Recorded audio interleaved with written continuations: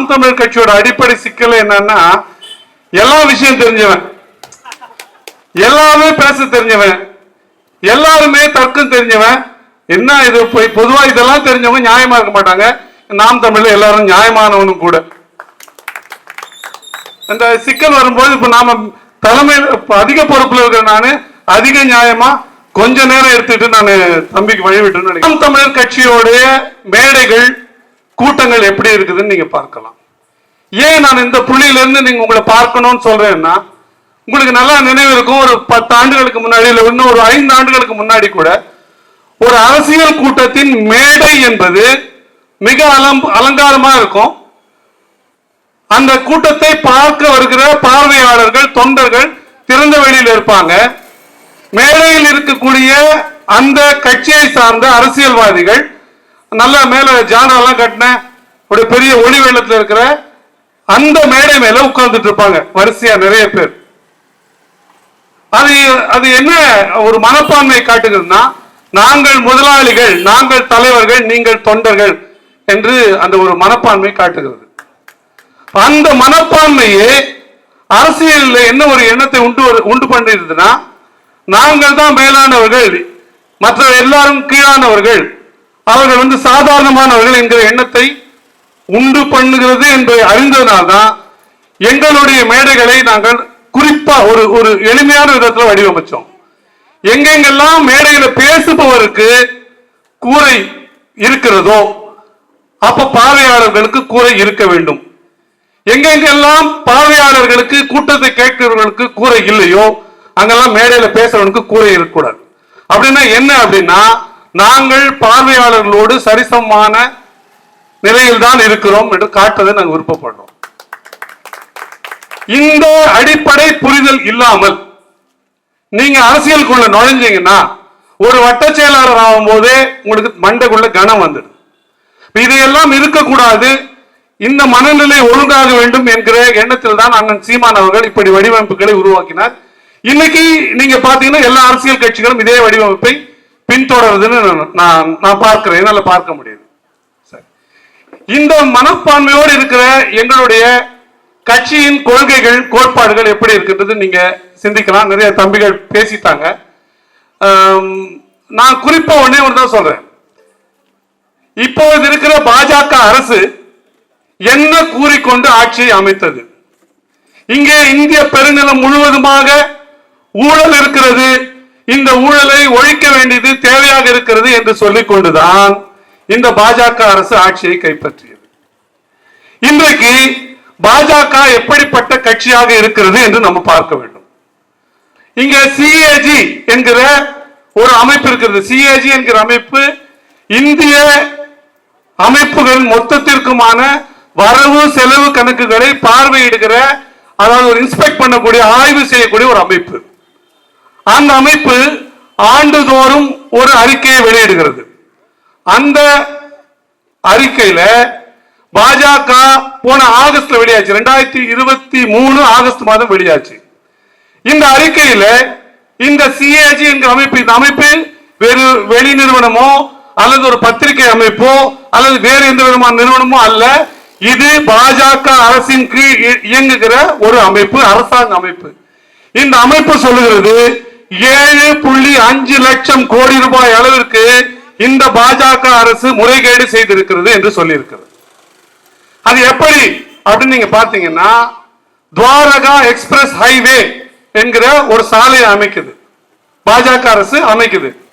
அப்படி அமைக்கின்ற சாலைக்கு ஆரம்பத்தில் கிலோமீட்டர் ஒன்றுக்கு 25 கோடி ரூபாய் செலவீனம் என்று திட்டம் தீட்டப்பட்டு அதற்காக தொகை ஒதுக்கப்பட்டது.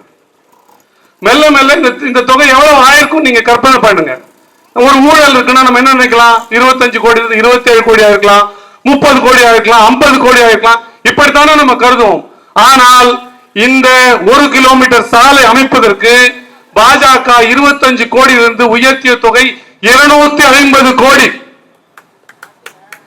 எப்படி ஒரு 25 கோடி ரூபாய்க்கான திட்டம், செயல் திட்டம் 250 கோடியாக உயர முடியும் என்கிற கேள்வியை இந்த சிஏஜி என்கிற அரசாங்கத்தின் அமைப்பு சந்தேகத்தை ஏற்படுத்தியிருக்கிறது. இது ஒன்று மட்டுமல்ல, இங்க ஆயுஷ்மான் திட்டம் என்று மத்திய அரசால் அளிக்கப்படக்கூடிய ஒரு இன்சூரன்ஸ் திட்டம் ஒன்று இருக்கிறது. இந்த திட்டத்தில் என்ன பண்ணிருக்காங்கன்னு பாத்தீங்கன்னா, கிட்டத்தட்ட 7.5 லட்சம் பேருக்கு சிகிச்சை அளிச்சதாக சொல்லி பொய்யான கணக்குகளை காட்டி பணம் பெற்றிருக்கிறாங்க. எப்படின்னா, இப்போ ஒரு நோயாளிக்கும் அவருடைய செல்போன் நம்பர், கைபேசி அலைபேசி எண் கொடுக்கப்படணும் அந்த ட்ரீட்மெண்ட்டுக்கு போகும்போது. அப்படி கொடுக்கப்பட்டதுல கிட்டத்தட்ட 7,000 பேருக்கு ஒரே எண். அந்த எண் என்னன்னா 99999999, அதாவது 10 9. அது மட்டுமல்ல, இன்னும் ஒரு 60,000 பேருக்கு கொடுக்கப்பட்டிருக்கிற எண் 888888. அப்ப எப்படி இந்த ஊழல்கள் ஏற்பட்டிருக்கிறது என்பதை இந்த சிஏஜி அமைப்பு ஆய்வு செய்கிறது. இது மட்டும் அல்லாம இந்த ஆய்வுல என்னென்னலாம் தெரிஞ்சிருக்காங்கன்னா, இறந்து போன பல ஆயிரக்கணக்கான பேர்களுக்கு ட்ரீட்மெண்ட், அதாவது சிகிச்சை கொடுத்ததாக பாஜக அரசு கணக்கு காட்டி இருக்கிறது. அது மட்டுமல்ல, என்னைக்கு ஒரு date of admission, date of discharge, ஒருத்தர் மருத்துவமனைக்குள்ள சிகிச்சைக்காக உள்ள வராரு, அவர் சிகிச்சை முடிஞ்சு வெளியே போறாரு. வெளியே போன பிறகு யாருக்காவது ட்ரீட்மெண்ட் முடிஞ்சு போன பிறகு சிகிச்சை கொடுக்க முடியுமா? ஆனால் அப்படி வெளியே போனவர்களுக்கும் சிகிச்சை கொடுத்ததாக கணக்கு காட்டப்பட்டு பணம் சுரண்டப்பட்டிருக்கிறது. இப்படி பாஜக செய்திருக்கிற இந்த ஊழலின் அளவு 7.5 லட்சம் கோடியாக இருக்கிறது. அப்போ எதை சொல்லி பாஜக இங்க ஆட்சி அமைத்ததோ, மதவாதத்தை ஒரு பக்கம் தம்பிங்க பேசுவாங்க, நான் வைக்கிறேன், ஊழல் மட்டும் நான் இப்ப சொல்லிடுறேன். அதையே தன்னை உத்தம புத்திரன் என்று சொல்லிக் கொண்ட கட்சி ஒன்று எந்த அளவுக்கு ஊழல் செய்கிறது என்று பாருங்க. இது ஒன்று. இன்னும் ஒரு உதாரணம் சொல்லிடுறேன். பணம் பத்தும் செய்யணும் ஒரு படம் வந்தது ஒரு 15-20 ஆண்டுகளுக்கு முன்னாடி. கவுண்டமணி இருப்பார் அந்த படத்துல, அவர் தான் கதாநாயகன். அவரோட வேலை என்னன்னா, அரசாங்க அலுவலகங்களை வேலைகளை முடிச்சு கொடுப்பாரு. அவர் வீட்டுக்கு ஒருத்தர் போவார், ஐயா எனக்கு இந்த மாதிரி பணம் வராம இருக்கு, பென்ஷன் பணம் வராம இருக்கு, அதை வாங்கி கொடுக்கணுங்க. அதெல்லாம் வாங்கி கொடுத்துலாங்க, ஒன்றும் பிரச்சனை இல்லை, எந்த அலுவலகத்தில் இருக்கு, விவரம் எல்லாம் கொடுங்கன்னு கேட்டிருப்பாரு. கேட்டுக்கிட்ட பிறகு, ஐயா நான் என்ன செய்யணும் உங்களுக்குன்னு, எனக்கெல்லாம் ஒன்றும் செய்வேனா, நீங்க வாசல்ல போனீங்கன்னா டீ கடை இருக்கும், அந்த டீ கடையில போய் 3 ஸ்பூன் சக்கரை போட்டு டீ குடிங்க. ஐயோ உங்களை மாதிரி ஒரு ஆளை நாங்க பார்த்ததே இல்லைங்களே ஐயா, உதவியும் பண்ணி என்னை மகிழ்ச்சி படுத்துறதுக்காக 3 ஸ்பூன் சக்கரை போட்டு நீங்க வந்து டீ குடிக்க சொல்றீங்க, என்ன அற்புதமான ஆளா இருப்பார். நேரா அந்த டீ கடைக்கு போவார். அந்த டீ கடையில செந்தில் உட்கார்ந்து இருப்பாரு. செந்தில் சொல்லுவாரு, என்னங்க என்ன வேணும்னா, நான் டீ குடிக்கணும், அந்த எதிர்க்கிற பஞ்சாப் கேஸ் சொல்லி அமிச்சாரு, அவர் என்ன ஒரு நல்ல மனிதரா இருக்காரு, வேலையும் செஞ்சு கொடுத்து டீயும் குடிக்க சொல்றாரு. அதெல்லாம் இருக்கட்டும்பா, எத்தனை சக்கரை, எத்தனை ஸ்பூன் சக்கரைன்னு கேட்பார். 3 ஸ்பூன் அப்படின்னா 3000 ரூபாய் கொடு அப்படின்னு. இது யாருன்னா பாஜகவோட செயல் திட்டம் இதுதான். பாஜக முதல்ல ரெய்டுக்கு ஆள் அனுப்பும். ஆள் அனுப்பணும்னு என்ன பண்ணுவாங்கன்னா, ஒரு போய் அவங்க ஆவணங்களை கைப்பற்றுதல், பணத்தை கைப்பற்றுதல், இதெல்லாம் செய்வாங்க. செஞ்சு முடிச்ச பிறகு பஞ்சாப் கேஸ் அனுப்புன மாதிரி அங்க செந்தில் கிட்ட அனுப்புவாங்க.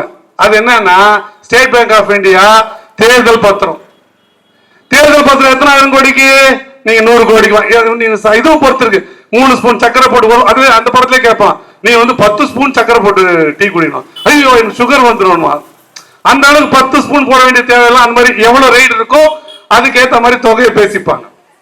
அப்படி பேசி பாஜக உள்ள ரைடுக்கு போவோம், பஞ்சாப் கேசம் மாதிரி டீ குடிக்க சொல்லணும். வெளியில போய் ஸ்டேட் பேங்க்ல போய் இந்த பத்திரங்களை வாங்குவாங்க, தேர்தல் பத்திரங்களை வாங்குவாங்க. அதை வாங்கிட்டு வந்து பாஜக அலுவலகத்தில் கொடுத்துட்டு அந்த ஸ்பூன் சக்கரை கணக்கு பார்க்குற மாதிரி கொடுத்துட்டா, எந்த காரணத்திற்காக ரெய்டு செய்யப்பட்டாங்களோ அந்த காரணம் நீர்க்கடிக்கப்படும்.